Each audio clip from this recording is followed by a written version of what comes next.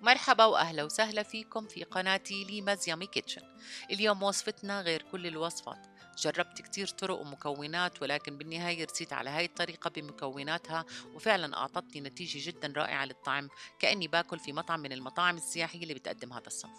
وصفتي لليوم هي كيفية عمل الفلافل، طرق حفظه وقليه، وأسرار عمله. تابعوا معي للنهاية، لأنه من خلال الفيديو رح أشرح بعض التكنيك الخاص لعمل الفلافل. خلينا ننتقل إلى مكوناته وطريقة عمله.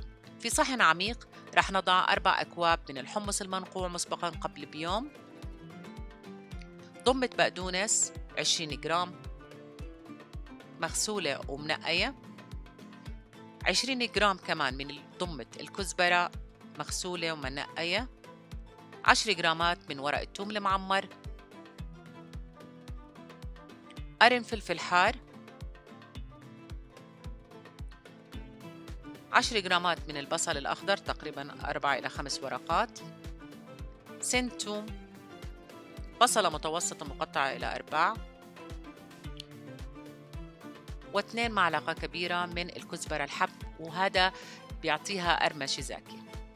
رح نخلط المكونات وننتقل فيها على مفرمة اللحمة، ونفرمها على السن الناعم للمفرمة.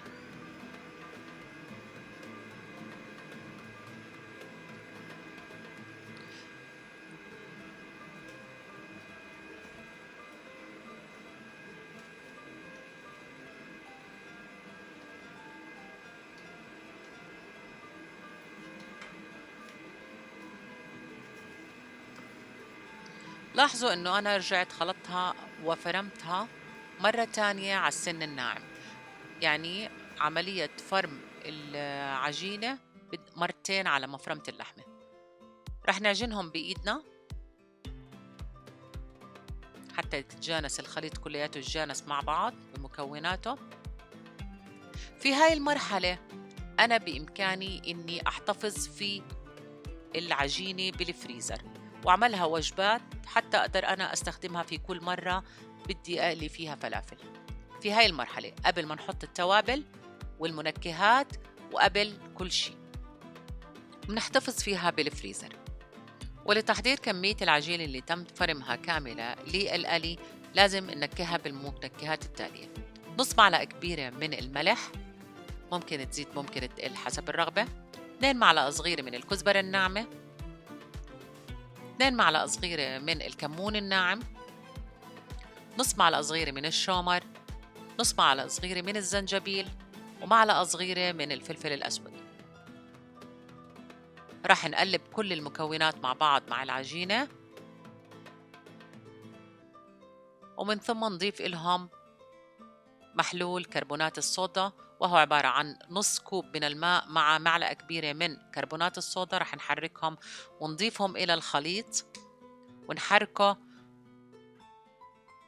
جيدا، ونتركها العجينة لمدة تتراوح ما بين ربع ساعة إلى نص ساعة حتى ترتاح، وهيك بتكون جاهزة للقلي. في زيت متوسط الحرارة تقريبا 160 درجة مئوية راح نشكل الفلافل في القالب اللي أمامكم ونقليها.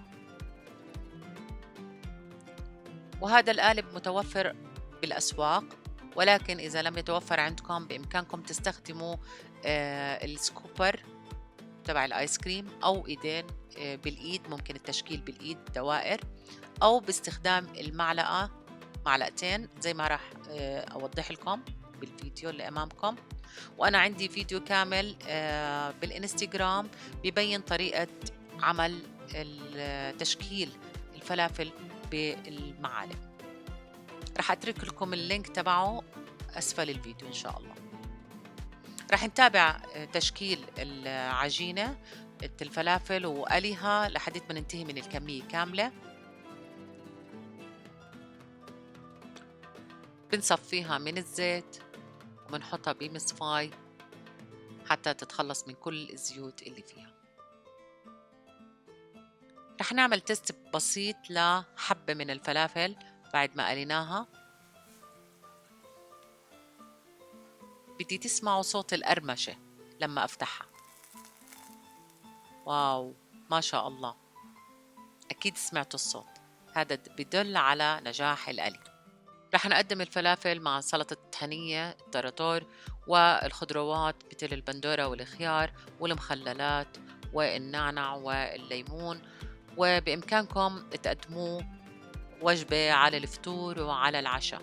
ولذلك تحضيره مسبقا وحفظه في الفريزر بيخليكي جاهزة دائما انك تعمليه بأي وقت بدك اياه. بتحطي عليه المنكهات والمطيبات والكربونات وبتتركيه يرتاح وبعدين بتقلي.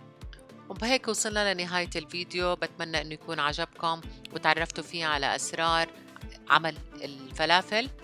ما تنسوا مشاركة الفيديو مع الأصدقاء وعمل اللايك وترك التعليق جميل بسيط.